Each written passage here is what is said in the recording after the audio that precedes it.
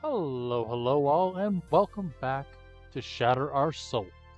Today we are tackling the Mushroom Cup on Mario Kart Double Dash 100cc. And, of course, we're doing this a little bit unorthodox. We're going to be doing this itemless. Today I have Bobbledead with me as Donkey Kong, and the goal is as follows. As simple as it gets, we simply got to beat the main, or come in first place, or get the gold medal for this cup, and that's it, that's all.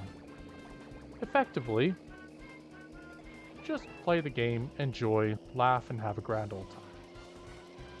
And so, a little bit of a word of warning to those going into this.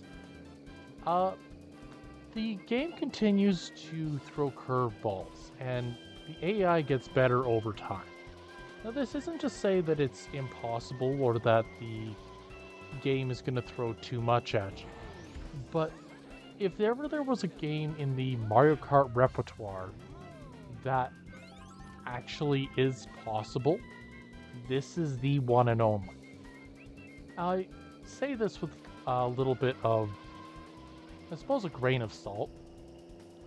The original Mario Kart was never designed around this kind of mentality. It was always meant to be played with a certain degree of finesse and using everything at your disposal. As a result, doing an itemless run, while would probably be possible on 50cc, by the time you hit 150, it was absolutely ridiculous.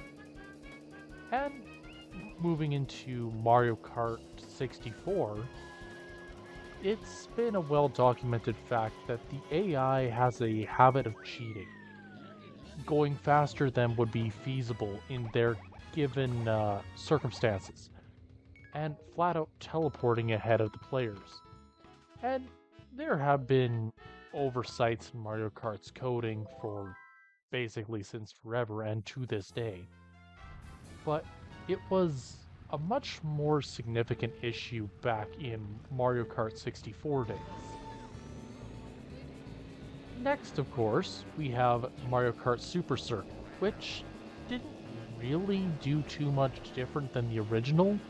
It was everything the original was meant to be on hardware that could actually handle it, which sounds somewhat ridiculous, but in the same vein, I believe that that's something that crops up very often in game development, where the plan has been ridiculous, or the plan had one set of goals, and the reality of the final set of goals meant that it couldn't be achieved to its fullest intent.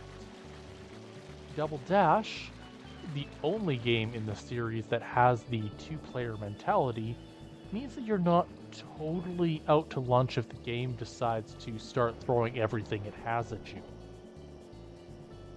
The DS, Wii, 3DS versions of Mario Kart, as well as the arcade versions, were all designed around the game being playable for all individuals, all ages. And I think in that matter it succeeded. But when you got to the higher difficulties, again, it would kind of throw you under the bus. It never really was intended to be played in this, I suppose, slightly hazardous way. And, of course, getting into the final round, we have Mario Kart 8. Now, Mario Kart 8 Deluxe is unique in how it approaches the game. I feel that of all the other Mario Karts, Mario Kart 8 Deluxe is probably the only one that is feasible to be done without being it. It is the only one that is feasible as a itemless challenge aside from this. So why is this one so much different? Well, multiplayer. And it's said a lot in various video game challenges that multiplayer kind of breaks the plan, kind of breaks the game.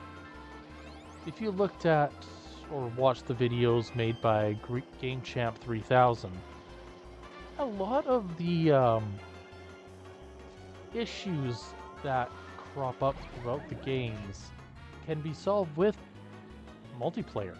And yes, a lot of the time, Game Champ goes about beating everything as solo teamwork.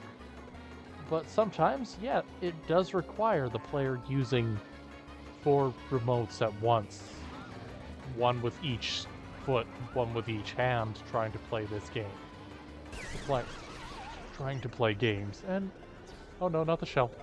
I believe that that's something that a lot of people have a bit of an oversight towards. Okay, seriously? I somehow managed to give somebody a star. This is slightly chaotic. Could you imagine just playing the game normally and getting a star in last or second last place because somebody got hit by a Yoshi special behind you? And there's the kicker. Personally, I think that is one of the best ways to get a boost in this, and one of the more unique out there. Anywho, we are heading into the final race. And once again, this is kind of showing to be easier than my initial expectations. I say that a lot throughout this channel as a whole. I believe I've set this extreme of the challenges I'm expecting to do being ridiculously hard, or have this ideology that playing a game wrong is going to miraculously make the game ridiculously harder or outright unplayable. And I want to kind of tie this in for a moment. If you have watched other video game challengers out there, you'll know that most of them have this have the belief that they're messing around and trying something different has, on many occasions, broken the games, found this overpowered strategy that nobody would have thought of because it was hidden behind a ability that not many people would use, or something of that nature.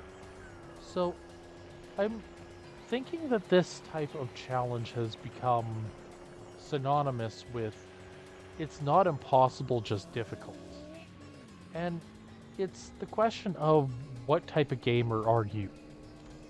I myself am the type of gamer who finds it funny to mess around and break conventions in games, and I think that it's something that I will do well into my 80s if I keep going like this.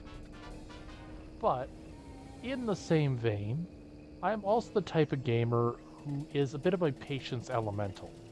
This isn't to say that I want to play games wrong or that I'm going to constantly mess around for the sake of messing around, but rather that I have a habit of, if I throw myself at this long enough, eventually it will crack.